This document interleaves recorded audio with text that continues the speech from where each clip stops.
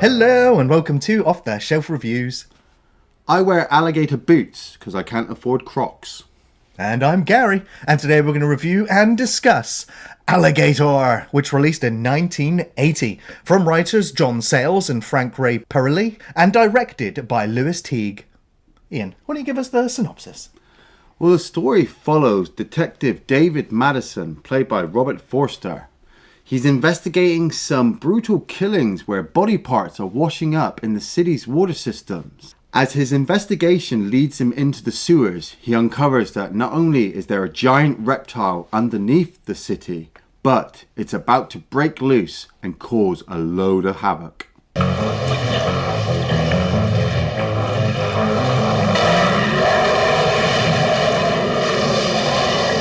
So there's been a lot of monster movies or real animals that have gotten large or mutated for whatever reason type movies. But then it really was Jaws that just kind of set the benchmark, you know, that big first summer blockbuster movie that then so many other movies tried to emulate and were subsequently called Jaws clones. Yeah. And this one really is just another one of those. But then when you look at the talent making this film and the pedigree behind this film, considering it was such a really low budget, it's no wonder that this film has a cult classic status. Yeah. Just looking at the writer, John Sayles, who had worked on Piranha and Howling, so Piranha was one of those Jaws clones in itself. Yeah. And the director, Teague, who had also worked on Cujo and Cat's Eye, amongst many others. And you're just like, okay, that's actually pretty strong team here. Yeah. And then, of course, Robert Forster, who is just the leading man, who really sells you on the idea that there is an alligator in the sewers eating people. Yeah. I love this fucking movie. I mean, I think I base a lot of my, good movies on if it's as good as Alligator or not. I just remember watching it young as a kid, like Jaws had come and gone. Everybody had loved it. And so, we got this slew of, monster movies that had made their way to television. They didn't really go to cinema big releases, much like Jaws had. So I remember, sitting there one day watching an advert come up on TV, and all of a sudden it advertises Alligator, and you get that amazing shot, which you see in the film, of this alligator walking through the sewers, It's only a brief shot, but my mind as a child was like, oh shit, I need to watch that movie. There's a giant alligator underneath New York. I'm sold. And obviously there's all the urban legends about... Exactly. John Sayles said that he based the idea of the script on the urban legend of these alligators that are being flushed down toilets and then growing really large in the sewers, eating whatever. Apparently because he wrote the second treatment of the script, and apparently in the original script, the alligator got large because it had consumed all the beer that had flowed into the sewer from a nearby brewery. But he was like, no. Beer belly alligator. Right? I mean, at the day and age now, we've probably got cocaine gators, so cocaine who knows? gators, The idea was already there in the 80s, of course. But that's it. And so I remember just sitting down and having to watch this movie, and it's got what I would say a good pacing for a 1980s large monster movie, because it doesn't seem to let up, even from this opening sequence. Where we're kind of in the past here, where this little girl and her parents have gone to an alligator farm somewhere in Florida, and you immediately see this guy get bitten on the leg. Right. Well, I mean, this enclosure or whatever it is poorly set up. He trips over these logs and gators go for him. Yeah. You got the guy there filming it. You got this woman going, it's fake blood. This is so fake. I'm like, this is great. It's literally captured the zeitgeist of a modern audience. Yeah. And the little guy's going, no, I think it's real. Yeah. You know what? I want one of those because my dad's a real asshole. That's it. I am forever in the belief, after watching this film for the review, that the main villain for this movie is this little girl's dad. Yes. The alligator does nothing. He is an innocent in all of this. He just happens to obviously ingest whatever they throw at him. But if the dad didn't do what he's going to do now, which is get angry for whatever reason, it's just having a bad day. That's it. Literally, he comes in, and I kept trying to remember before I watched it for the review, like, what sets him off? And nothing. He comes in, he argues with the mum, he storms upstairs, he grabs the alligator, and the mum says, what are you going to tell her? He's like, same thing we did with the guinea pig, or gerbil. He flushed that as well. I'm going to get rid of it. This alligator turds behind a closed hamster. And what are you going to tell Marissa? We tell her we found it dead like we did with a hamster. So you've just let it loose. And I love the camera angle, this camera setup of the alligator flopping into the sewer. Yeah, And the way the camera lingers on it, and it's just like, evil setup. Apparently those were pickup shots as well, not originally in the film, and they were like, we need to establish how this gator gets in the sewers. They built this little set and got it in there, and they used a filament wire apparently to pull it down to get it there, because the gator obviously was not a trained actor. I wonder if it was still a baby, right? But it is very effective, and you're just like, okay, yeah, now the gator's in the sewer. It's like that seed in your mind is all the film setup needed, and it's really well done. Yeah, and then it jumps. I think it's 20 years later. 12 years later, it jumps, and we're being informed that obviously body parts are being found in the water system, the sewers. And did you happen to check to see if they actually filmed in sewers? Because if not, those set pieces are... I think they were real location. Considering the film had such a small budget, I think a lot of it went on the alligator effects and the cast. I can only imagine they used real locations. So I mean, you're running health and safety risks there of just going, right, let's just go in the sewers, guys. We're going to film these shots. But it really works. Having these actual proper sewers that people are walking around in, and finding these body parts, it starts to be loosely told to us at the beginning that you have this... this pet store owner, Luke Gutchell, played by Sidney Lassick, who is... Fantastic actor. I was going to say that straight away. Fantastic actor. I'll always appreciate him from One Flew Over the Cuckoo's Nest. So when he popped up here, it's just like, yeah, it's great. But it is kind of really worked well, seedy character, where he's selling or giving puppies away to this pharmaceutical company or this chemical company. And this evil scientist is injecting them with steroids and hormones to see what will happen. It's making them get bigger. They're dying. And then Sydney's coming back, picking up the dead dogs and taking them to the sewers and dumping them in the sewers. So which the gator is then feeding on, which is why over the last 12 years it's going to have gotten bigger. Yeah, it's ingesting these chemicals and it's getting bigger. I'm like, amazing setup. Yeah. And now, this is what David Madison, obviously Robert Forster's character, is then going to be investigating, because in the first sequence where he goes into the pet store, he's gone in there to buy a new dog. Yes. Because he says, I left my dog for 2 minutes outside, but I went into the shop, came back, and it was gone. Yeah. So I'm just buying another one. And Luke Gutchell's just like, oh, interesting. And he starts to make a joke about receding hairlines. To which, of course, apparently Robert Forster's had a receding hairline at the time, and he made jokes about it on set and ad-libbed some lines, and John Sayles, the writer, was just like, let's just put that in the script if you don't mind joking about your hair loss, we'll just put it in there. And so we get this whole elongated hair missing scene. But you do find out, because you do follow Luke later on as he's driving around in his pet store car, picking up random dogs on the road and taking them to the pharmaceutical company, and the guy's like, no, I need puppies, I need young ones, because these older ones are no good. It's like, oh, this is horrible. It's obviously the film's paying a message about these horrible scientists and how they're... Well, in the 1980s, you had a lot of science groups actually experimenting on animals, weren't they? And obviously it was this whole thing from the WWF, like, stopping animal testing. And so, for me, when I was growing up and seeing that in the news, I got that from this story as well. They wanted to say something about it. These are the bad guys. They're just dumping the animals. And we watched Luke dump some dogs into the sewers, and then... one of them falls on the side, so he doesn't want to leave it there, so he climbs down to try to hide it, and that's when we get the first kind of real POV kind of alligator attack as he sneaks up and chomps down on it. Right. Now, I also believe the first character to die was called Edward Norton. Oh, right, okay. And you're just like, my name sounds familiar. Not the guy from Fight Club, but apparently it was inspired by a TV show called The Honeymooners from 1955. Right. And it features 4 characters, and one of them works in a sewer called Edward Norton. Okay. So it's like, maybe it's a reference. I don't know. Yeah. But I do think there's quite a humorous scene where Robert Forster, he's at the water treatment facility, of the sewage collection facility, and they're like, we found these limbs, and the guy's like, I'm going to be opening a spare parts store. That's jokes. Right. Like, oh damn, like these guys just like totally blasé about these human body parts that are washing up. And the guy's like, we actually one time found a human toe. We did some forensics, we found out who it was, and gave it a burial. So it must have been a really small coffin. Had a funeral and everything. It's been a pretty small casket. Robert Forster's dry wit is like, he's not trying to be an arsehole, but he's kind of that burnt out grizzled cop where he's like, I made a joke and you should laugh. Right. I like the way that he kind of sees the store owner's kind of shirt or the remnants. Yeah, yeah. And he doesn't let on that he kind of knows, but he has a feeling that something's happened. Now, because a dog they'd found earlier, and the woman was like, "That's my dog, but it's like 4 times bigger than it should have been." And they do some forensics on it, and they find that there's some weird chemicals in there that's altered its hormones. Yeah. And then, of course, once he sees the pet store owner's limb, he immediately makes the connection, because he was like, "No, his fingernails were rounded, not straightened when they were cut." Yeah. So it's going to be him. So he makes the connection almost straight away as to there's something there. Yeah. And he then goes and investigates the sewers with, I guess, a rookie cop called Kelly. Yeah, I love this sequence.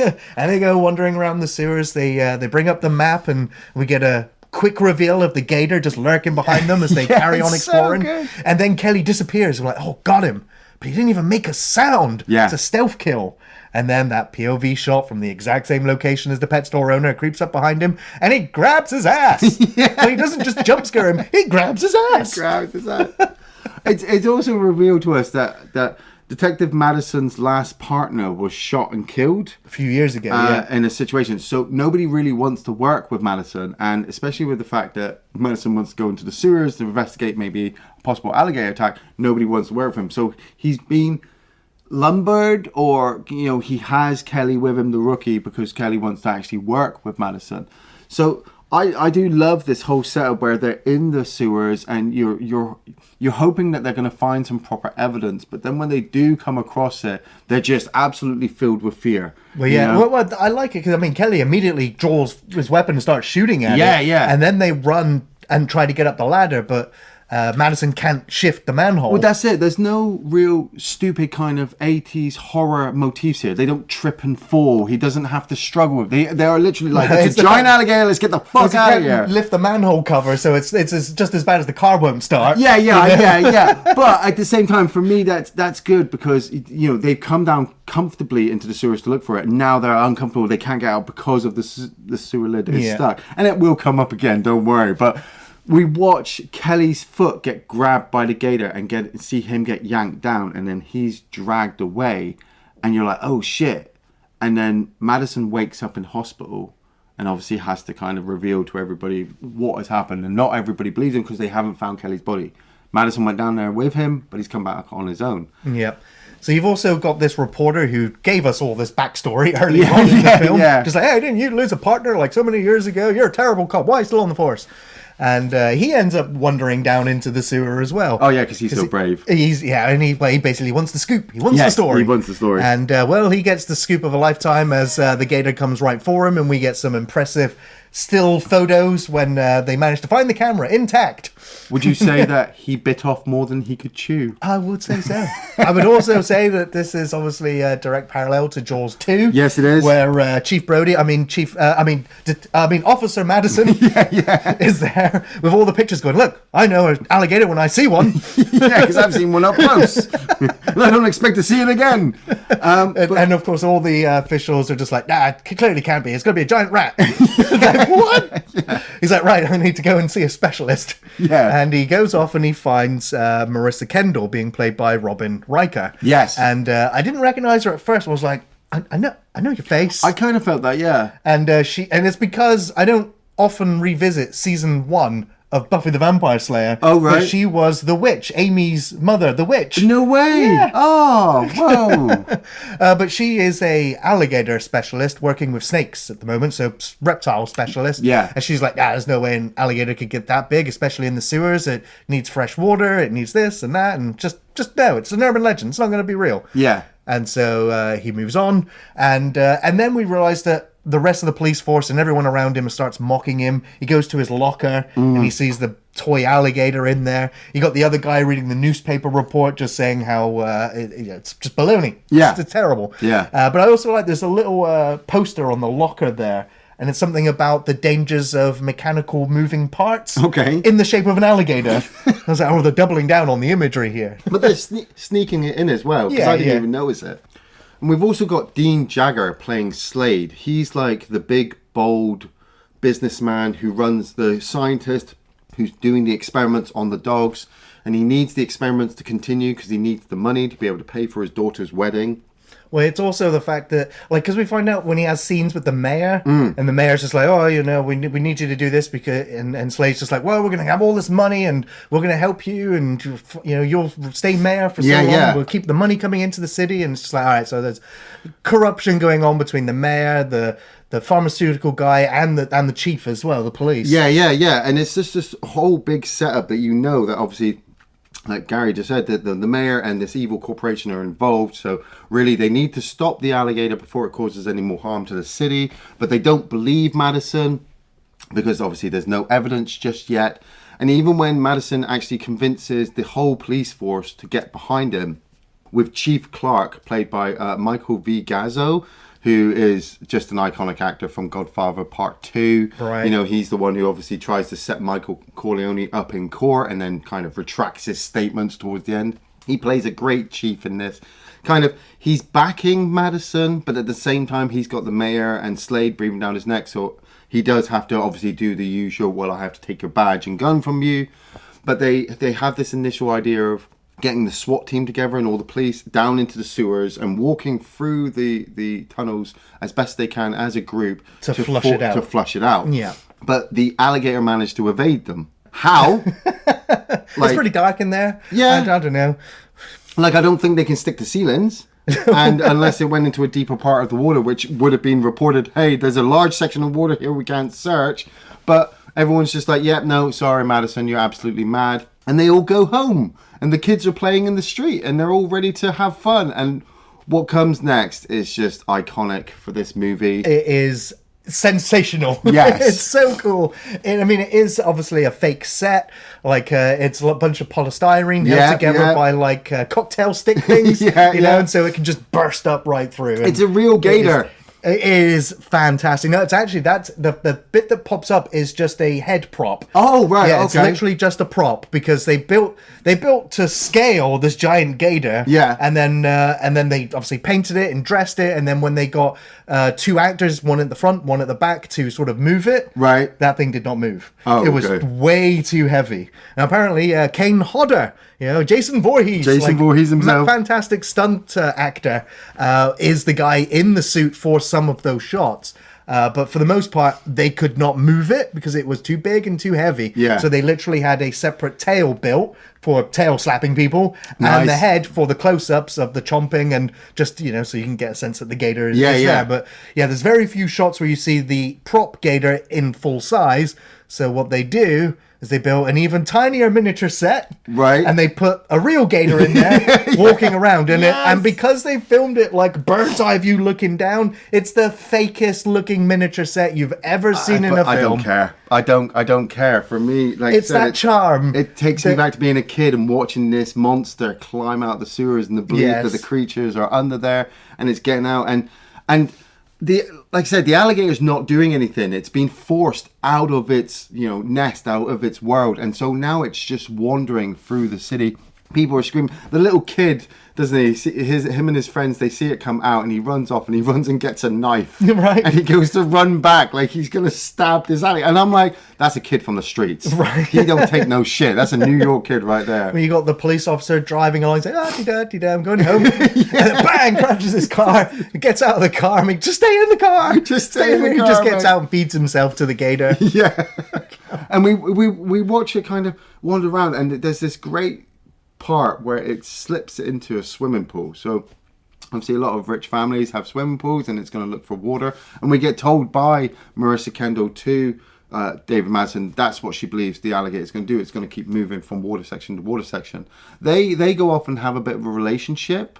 They even have sex at one point. She's happy to. And then he drops her the very next morning. Yeah, I know. That was fucking harsh. Yeah. And then he has to go around her house and he's like, I'm really sorry, will you forgive me? And she's like, yeah, all right then. Yeah, all right then. We'll get back together. Oh, okay. Weird subplot of the film. You kind of knew that they were going to try to get themselves together because we were told that Kendall is actually the little girl from the beginning of the movie. It was her alligator that got dropped into the sewers, and from then on, she's always had a fascination with alligators and has kind of wanted to look for Ramon. Right. Well, it's a plot point that's set up. We needed to find out how the gator got in the sewer, but that character could have just been anyone. The fact that it's now the same character 12 years later, and she never finds out that it was her baby Gator that got flushed. You're No. just like, it's Why? kind of a loose thread that's just hanging. Like, it didn't need to be the same character, but because it is, Yeah. but it doesn't go anywhere. It doesn't go It's like- anywhere. although there is a Ramon poster in Robert Forster's house as well. So I was like, well, there's a sign there. But so no. for the director, he was like, Yeah. I'm going to throw in all these jokes. Yeah. But it's when the authorities finally realize, okay, that we might have a Gator.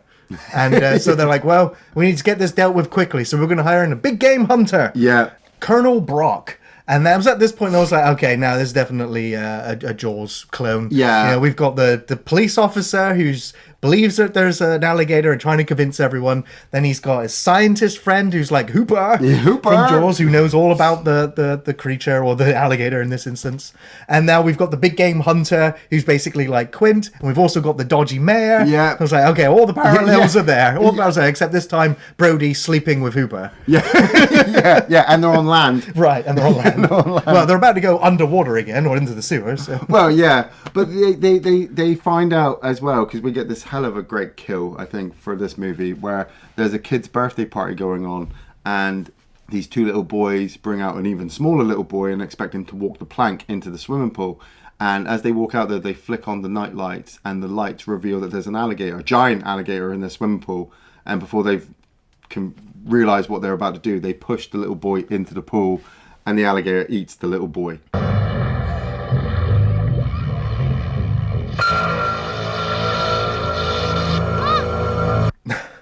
Like, yeah. I mean, we don't see it happen, but we see the open jaws, we hear the kid scream, and then we see all the blood in the pool. And we hear the boy running to his mum, screaming like, Mum. And even as a little kid, and as I'm older and watching it, that kill always gets me. Because you imagine a parent, you know, you're going to come back to the swimming pool and it's just full of blood. There's nothing there, because the alligator fucks off at this point. Heads off to another water source. You know, they start trying to flush it out with dynamite, don't they? Yeah. In the water section, and it knocks a boat full of police officers into the water, and then swims up, and you get what? Well, I mean, we saw it in The Relic, didn't we? They tried to do the same shot in The Relic, but this is where it really came from, where they're trying to drag the guy on board the boat, Yeah. and he loses missing both his of his legs. Yeah, It's yeah. great.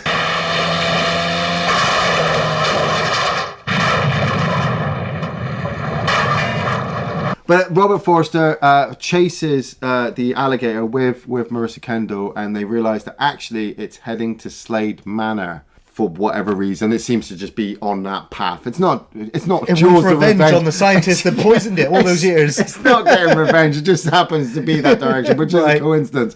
But it gets there, and it absolutely destroys this wedding. I mean, I know the more I watch this sequence, the more I know that it is a product for its time. It's 1980s, because there's lots of fast edits, there's lots of zoom in shots on people screaming. You know, you only see kind of people in its jaws as it's chomping down.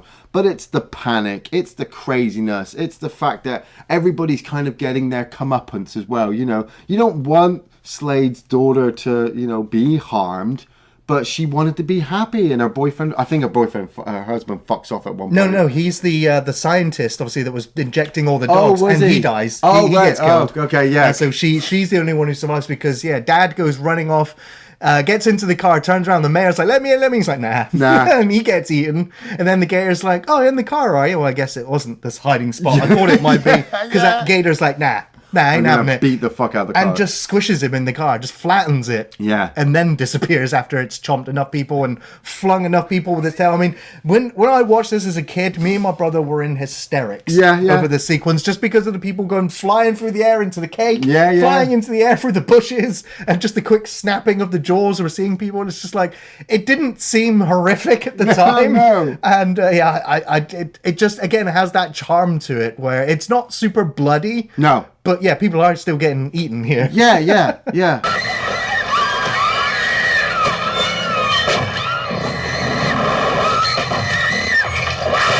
So yeah, we also do pick up with the big game hunter who's out at night stalking the streets. He's like, the gator could be anywhere, and he hires these 3 other guys. He's like, look, I need some help. Come with me. We're going to go down this alleyway. The gator's down there. And somehow the gator has completely buried itself under all this rubbish. Was it just sat there this whole time and people just kept piling rubbish on it? Well, it could be. It's the city, you know. I mean, these gang members are like, yeah, nobody goes down that alley because it could be Death Alley. You know, you're like, okay, and now you're only telling people now? Yeah, right. You know? So yeah, he goes down there and the gator does its big reveal from the garbage and we see a shot go off and then the gang members go around the corner and there's our big game hunter, you know, spread sideways in the gator's jaws as he's being chomped on.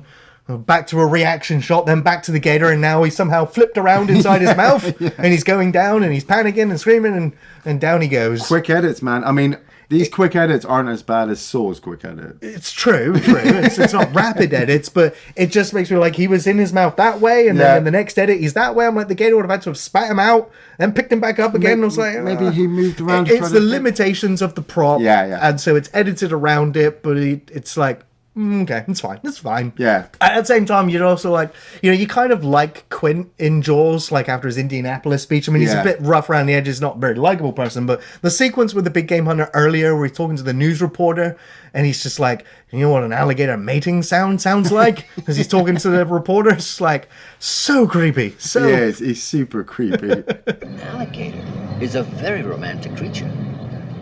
It gets the itch, and it'll give out with a sound, something like this. And that will attract another alligator?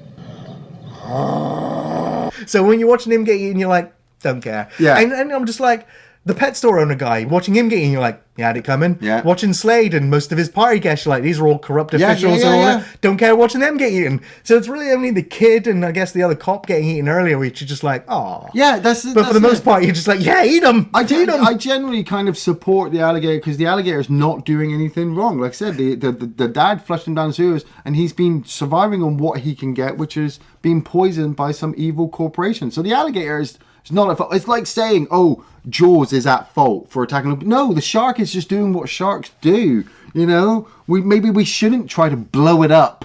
We should try to study it. But much like Jaws, Madison comes up with the idea that he has to take a bomb into the sewers to try to kill the alligator. And so we'd had that sequence earlier on in the movie where this mad bomber had come into the police station to blow everyone up. And the cops had dealt with him and taken the bomb off of him. Was that a real bomb? Because it seemed just like a radio that played. I don't know. Because then he does go into the store and grab dynamite from the storage room, doesn't he? Or from the evidence room. I think originally the bomb was fake, you know, because the bomber kept saying, I'm hearing voices, and it was connected to a radio. So I think what he does is he takes the timer from that thing and attaches it to dynamite that they got. Yeah. But he heads down into the sewers and he gets the bomb ready to destroy the alligator. But much like earlier setup, he heads over to a sewer lid to try to get out, and this old lady has parked her car on top of it. It's garbage day. Yeah, it's garbage day. So Marissa is raced down there so that she can rescue, and she's trying to be nice to the old lady to get her to move, but she won't, and so she starts screaming at her, and the alligator is getting closer to Madison, and so you're just like, oh my god, it's all about to kick off. The car moves, he bursts out of the sewer lid, and the explosion goes off, and the alligator is dead. Yeah, it goes up in one heck of an explosion. It does. So that was cool. And then I'm like, interesting, now I'm going to thank Bryan Cranston for making that effect as bloody and wonderful as it is. Because Bryan Cranston got he was working as a sort of an assistant to the assistant to the assistant, according to him, just transferring paperwork from the studio to the set and back again when somebody went, hey, we need someone in the FX department to do something. He was like, I'll do it. And then it was like, right, load this fake gator with all the blood and chunks so it explodes fantastically. It's great. Yeah. Yeah, Walter White, you know. Filling that gator with meth. And then you've got the Breaking Bad connection with Robert Forster as well. So that's kind of cool. But the movie ends with a little stinger for you because we watch another baby alligator fall into the sewers. And you think, oh my god, that would be amazing to set up a sequel. Maybe Alligator 2. Maybe Alligator 2, The Mutation. Oh, don't do it. No, don't. Ever fucking watch Alligator 2, The Mutation. Please tell us why, Ian. Because I watched it. And I'd rather have watched Morbius. That's how bad Alligator 2 is. The tone is all over the place.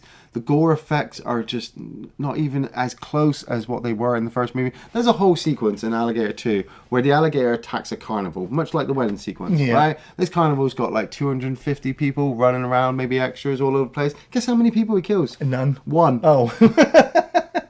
One. And it was the one guy that you'd actually expected to be killed all the way through. It was... Alligator 2. The mutation. Get out of here. Best avoided them. Yes. Well, Ian, what were your favourite scenes from Alligator? Man, a lot of my favourite sequences do revolve around just the effects that they had with the alligator itself. You know, starting off with those easy to do POV shots. I know, like, they are just Jaws clones. And Jaws clone music as well. And Jaws clone music as well.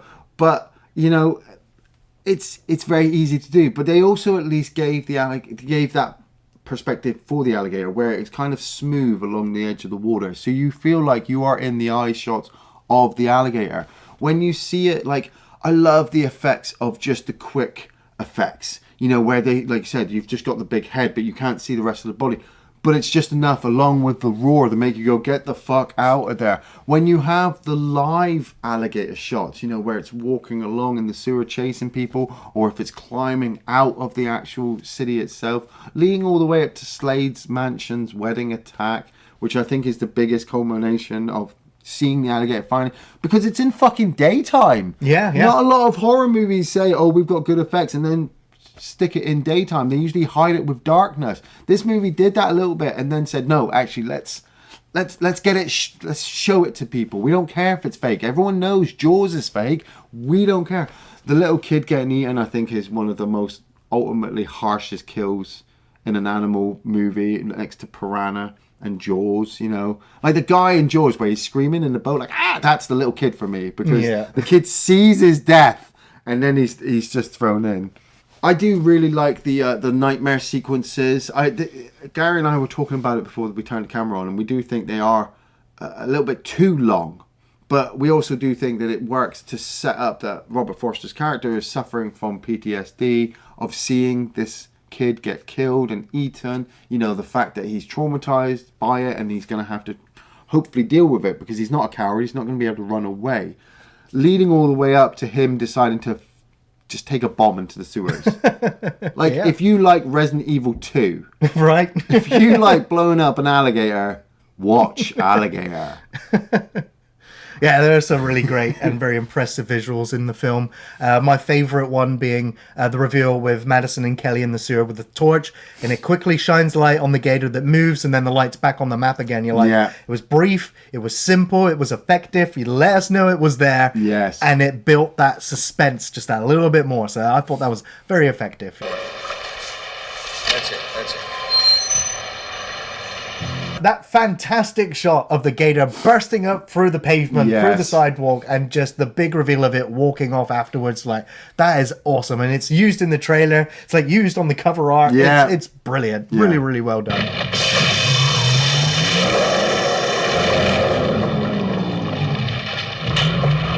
The kid, you mentioned it, the kid in the pool, absolutely savage. It's so shocking because it doesn't happen very often in horror films to see it. But yeah, it's very, very memorable. I guess watching the big game animal hunter. I'm going to get myself a gator. And he just one shot off and he's eaten whole. It's like, wow, you were terrible. You were terrible. We didn't really like you. Didn't get to spend much time with you. You were horrible. You were sleazy. And now you're dead. And nobody really cares. Nobody cares. But I would also say, like, all the scenes with Robert Forster, he was really, really good. He elevated the material. He made you believe because he knew and saw what was going on, and we saw it with him. You are siding with him against all the corruption, and he just sells it really, really well and makes you believe that the gator is real, even though we know it's also, you know, a baby one walking around miniatures, or it's just a head chopping. We know the effects, but he makes it real, and that's what does it for me. Yeah. Iain, you recommend Alligator? I definitely recommend Alligator. I've loved this movie ever since I was a kid, and I think I'll love this movie till the day I die. I watched it at such a great age that I just was blown away by the combination of the practical effects next to the miniature effects, next to, you know, you can consider it cheesy 80s acting, but that's what the 80s gave us, you know. Robert Forster is just a force to be reckoned with. I love him in Jackie Brown. I love him in The Black Hole. I love him in this. You know, he sets this idea that this creature is underneath the sewers and only he's the one who's able to deal with it because everybody else is putting him off. Yes, the usual mayor, evil corporations, no cops giving him backup motif. It kind of might wear thin after a little while, but every now and again you're going to cut back to this fucking alligator and you're going to be like, you need to stop this thing. The gore effects are, I wouldn't say they're super amazing, but I think for their time with the money that they had, they did really, really well just to make you feel that when Forster puts that bomb next to the Gator at the end and blows him up, you're satisfied. As I said before, if you like Resident Evil 2, if you have ever blown up that alligator beneath the Raccoon City Police Department and you've never seen this movie, you owe it to yourself to watch it. Oh, hell yeah. I'm definitely also going to be recommending Alligator. This is an 80s horror classic that owes itself to Jaws while still delivering the horror and washed up body parts. The Alligator itself is worth watching for a mixture of giant animatronics and miniatures with real life gators. It adds a certain charm to the film and still looks good today. The gator might change size between shots, but you don't mind that too much as it gulps down another victim. The film's fairly bloody. It has a good body count, and it isn't afraid to kill kids either. You know, holding the film together and elevating the material is Robert Forster, the likeable everyman who brings a sense of gravitas to the role as he tries to convince the corrupt officials of the dangers lurking in the sewers. It's a solid performance backed up with some great supporting character actors. It's a snappy film with a good pace and plenty of kills, some decent gore, well written and directed with some good edits and production value considering the low budget. So yeah, don't flush this one. It's one all horror fans should have in their collection. Beneath those manholes, a man-eater is waiting. Thanks for watching Off the Shelf Reviews.